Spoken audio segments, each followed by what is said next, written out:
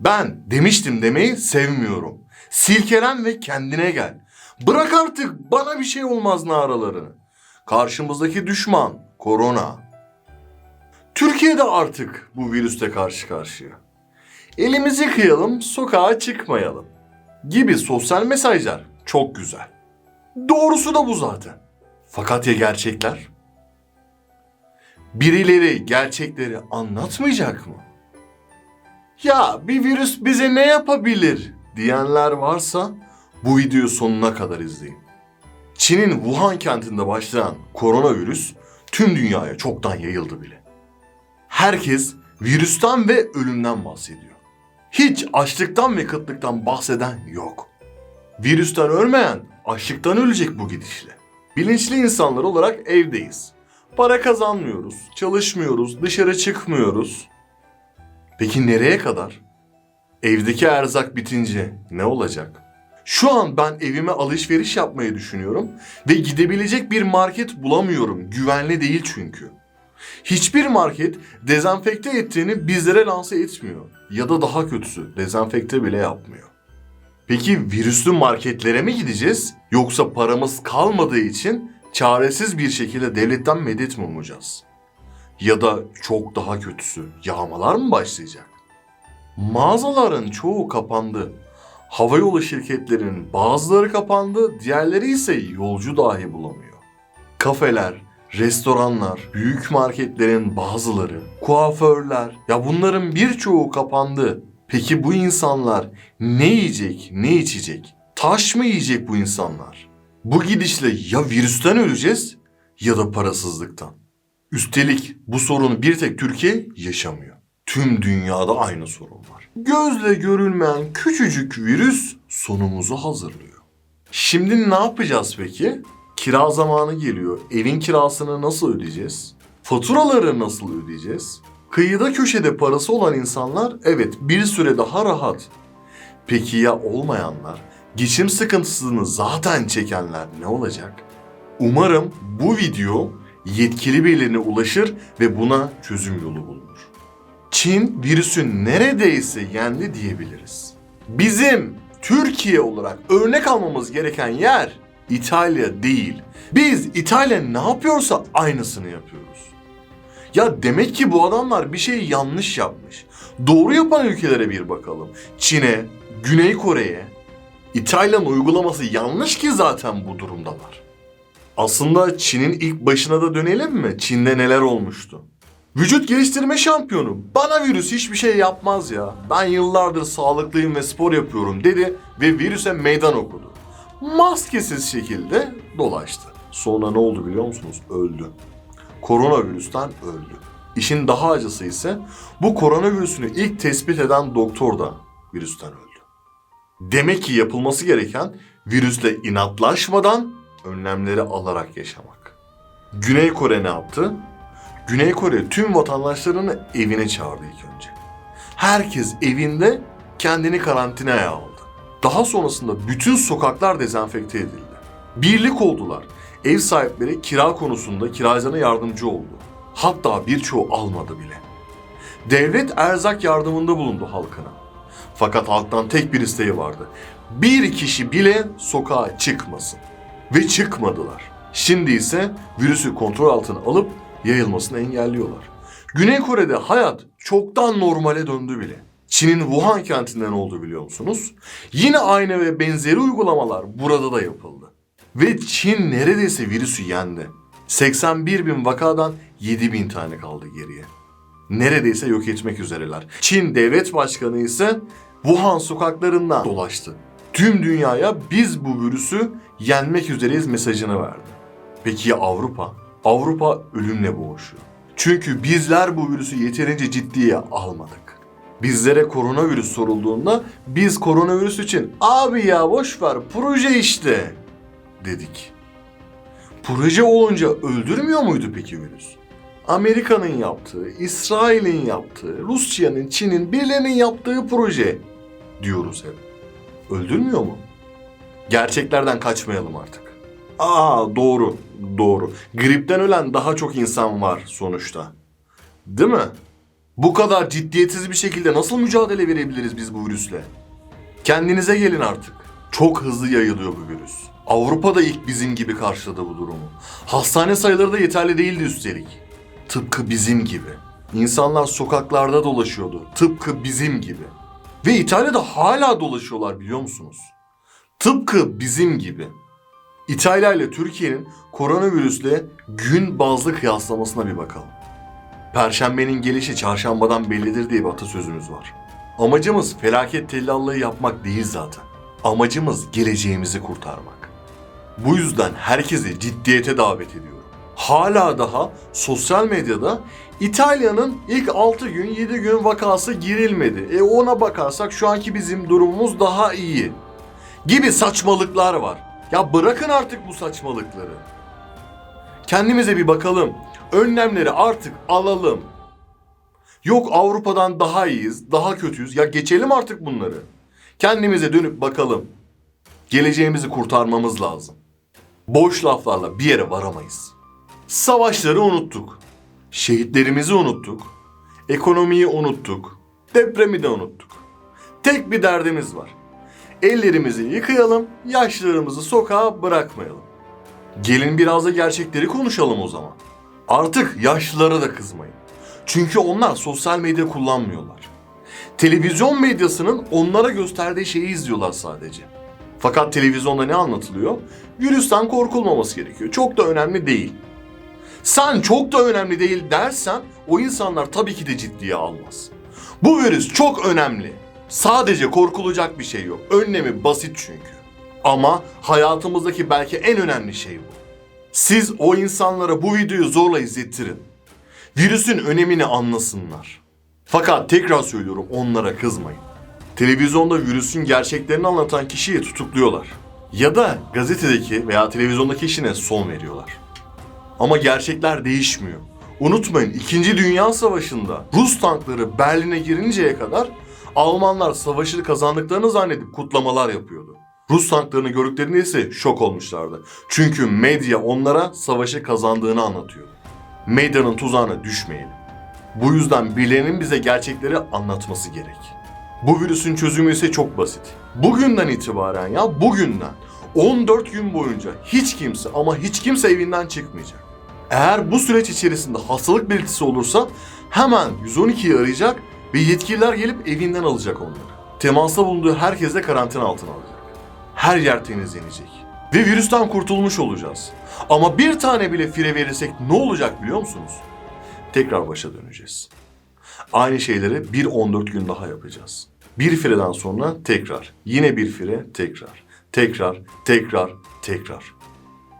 Ya bizler evimizde kalıyoruz ama o bir kişi yüzünden her şey başa sarıyor. O zaman biz bu virüse nasıl mücadele edeceğiz? Edemeyiz ki. Çok değil ya. Herkes bir kere sabredecek.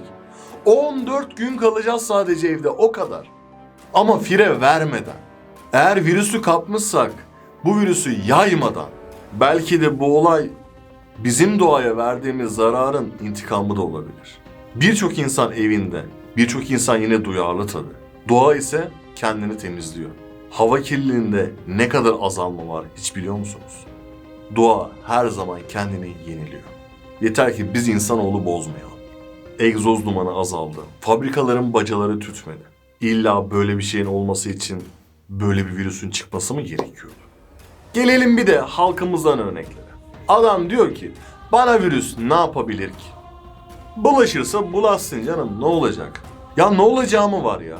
Ya bulaşsın kardeşim bulaşsın yeter artık bıktık bulaşsın. Ama sadece sana bulaşsın. Sende kalsın sadece. Ama sende kalmayacak işte. Sen gidip 20 kişiye bulaştıracaksın en az.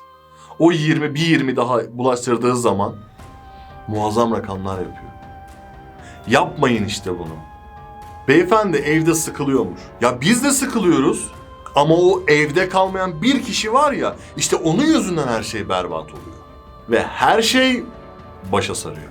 Ayrıca bizim devletimiz koronayla aylarca mücadele edebilecek kadar güçlü değil. Biz devletimizi seviyoruz. Bazıları benden daha çok sevdiğini de iddia ediyor. O zaman buna bir çözüm yolu bulmamız lazım. Hep birlikte. O evinde gereksiz yere yaktığın lamba var ya, işte o bile senin devletine zarar. Ama işte virüsü anlatıyoruz. Ne yaparsın? Sadece devletimi seviyorum demekle olmuyor işte. Devletini seviyorsan devletine zarar vermeyeceksin. Doğrudan veya dolaylı olarak. Ne fark eder ki? Ama sen bunları da önemsemeyeceksin. Bak keyfine. Bizim hastane sayımız yeterli mi?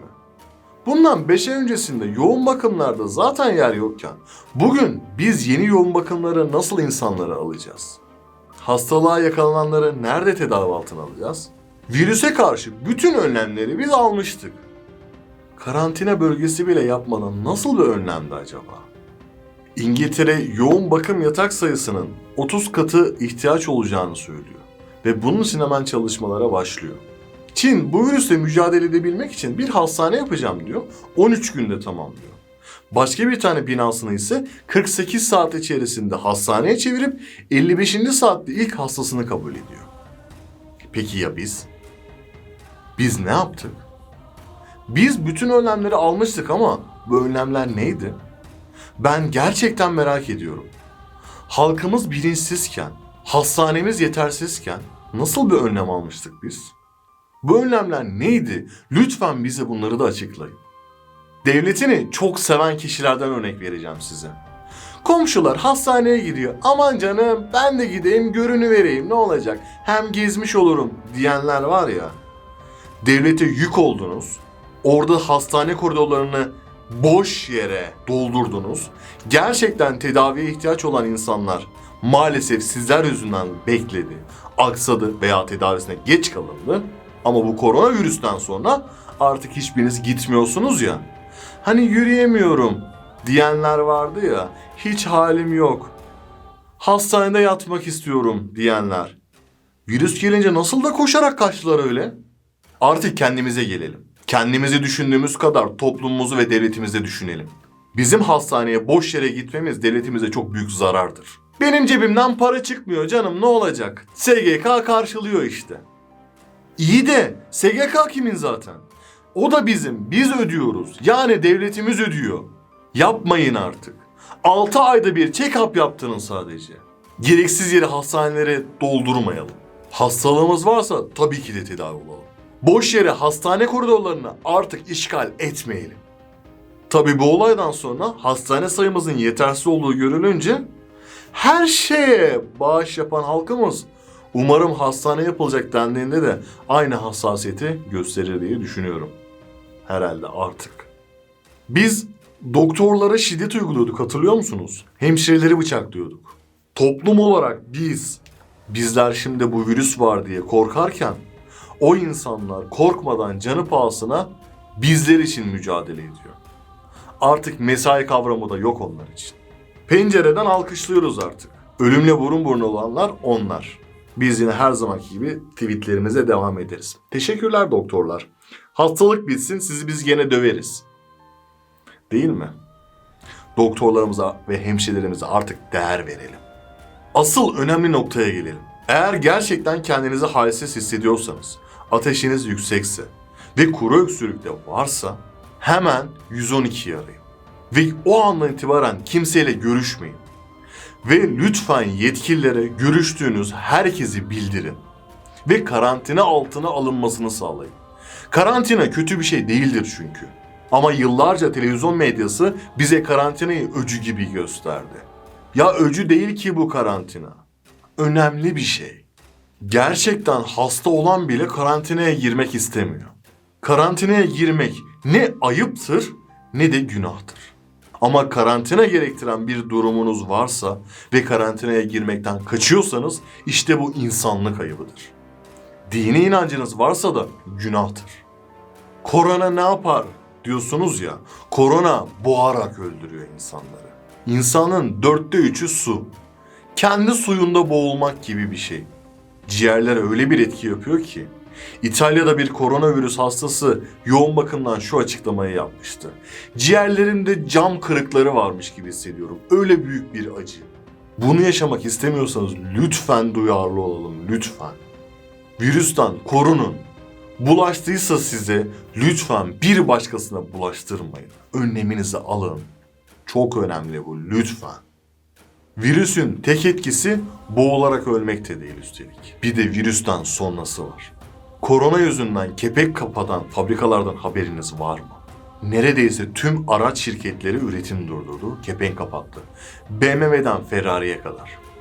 Türkiye'de Boyner, Mavi, Sarar gibi firmalar mağazalarını kapattı.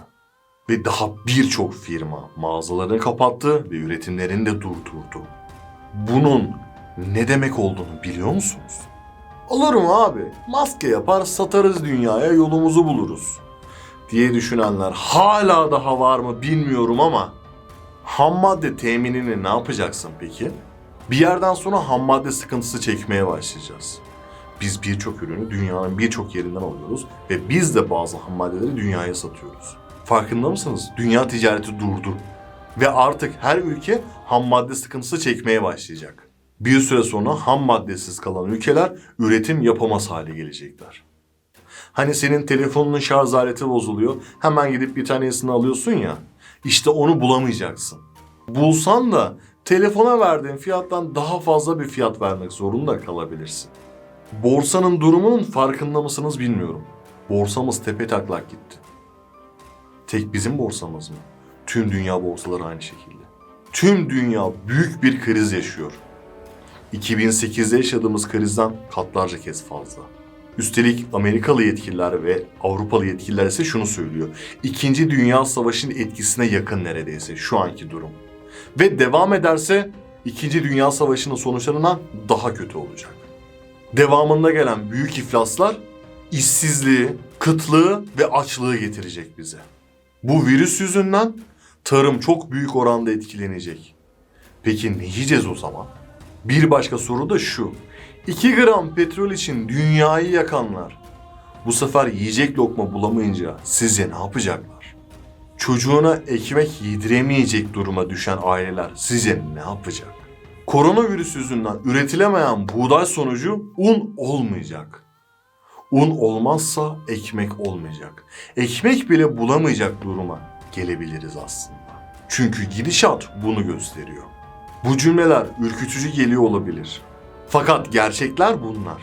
Bu yüzden durumun ciddiyetinin artık farkına varmak gerekiyor. Demek ki olayımız o küçücük virüs değilmiş. Olay çok daha fazlası. Şimdi bir kere daha düşünün. Şapkanızı önünüze alın. Korona bize ne yapabilir diye sorduğunuzda şimdi bu anlattıklarımı bir düşünün. Ve o virüsten korunun. Bilinçsiz insanları da koruyun. Tıpkı çocuğumuzu çaydanlıktan uzak tuttuğumuz gibi. Ağlasa da zırlasa da o çaydanlığa gittiğinde yanacağını bildiğimiz için onu tutuyoruz ve engelliyoruz. İşte bilinçsiz insanlarımız da böyle yapmalıyız. Her şey onlar ve bizim ve geleceğimiz için. Bugün itibariyle Türkiye'de 947 vakamız var. Ve 21 can kaybımız var. Bu rakamları unutmayın. Biz hala daha bu umursamaz şekilde devam edersek hiç istenmeyen tabloyla karşı karşıya kalacağız. Lütfen dikkatli olalım. Artık bir cümleyle özetleyecek olursak, tedbirden vazgeçmeden, korkmadan ama hafife de almadan ciddiyetle mücadele etmeliyiz. Birlik olursak her daim kazanırız. Virüsü kimin çıkardığıyla da çok ilgileniyoruz.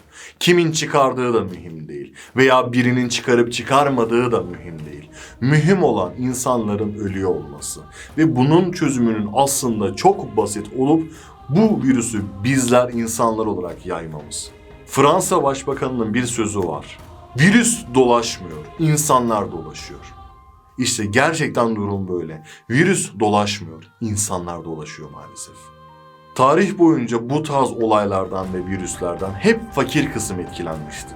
Açlık, kıtlık, sıtma gibi şeylerde. Fakat ilk defa zenginler de bu durumdan etkileniyor. Belki de bütün dünyada alınan bu önlemler bu yüzden olabilir mi? İlk defa sermaye sahipleri de zarar görüyor. Lütfen siz de düşüncelerinizi yorumlar kısmında belirtmeyi unutmayın. Abone olarak bize destek olmayı da unutmayın. Kendinize iyi bakın. Görüşmek üzere.